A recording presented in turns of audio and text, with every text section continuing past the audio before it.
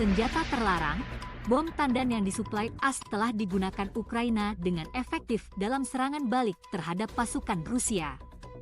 Diharapkan, bom tandan akan mempercepat laju pasukan Ukraina untuk merebut kembali wilayahnya dari Rusia. Kami dapat umpan balik awal dari Ukraina. Mereka menggunakannya bom tandan dengan efektif, kata juru bicara keamanan nasional Gedung Putih John Kirby, Kamis 20 Juli 2023. Ia menambahkan, AS menunggu keterangan detail dari Ukraina. Menurut Kirby, seperti dilaporkan Al Jazeera, bom tandan dari AS yang dilarang di lebih 120 negara, mampu merusak formasi pertahanan dan manuver pasukan Rusia. Mengutip sumber anonim Ukraina, Washington Post melaporkan, Kamis, bahwa pasukan Kiev menggunakan bom tandan untuk menyerang pasukan Rusia yang sebelumnya mampu menahan laju serangan balik Ukraina. Pasukan Rusia tersebut berada di bagian timur dan selatan Ukraina, kini mereka terjebak di antara ranjau anti-tank dan tentara dalam jarak antara 4,8 km dan 16 km. Bom tandan digunakan untuk merusak pertahanan Rusia, kata pejabat militer Ukraina ke Washington Post.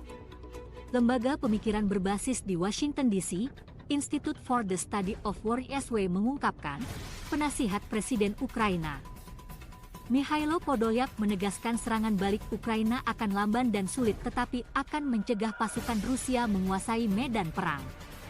AS dan Ukraina menerima kritik pedas dari kalangan internasional mengenai penggunaan bom tandan ini. Bom ini, setelah ditembakkan akan melepas bom-bom kecil dalam jumlah banyak dengan sebaran ke area yang luas. Tak jarang ada yang gagal meledak saat itu juga. Ini melahirkan risiko jangka panjang bagi warga sipil di sekitar wilayah pertempuran.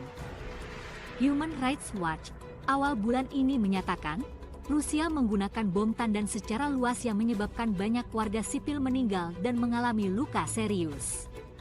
Di sisi lain, Ukraina melakukan serangan rudal menggunakan bom tandan ke Izium, kota yang diduduki Rusia pada 2022. Serangan ini menyebabkan 8 warga sipil kehilangan nyawa dan melukai 15 lainnya.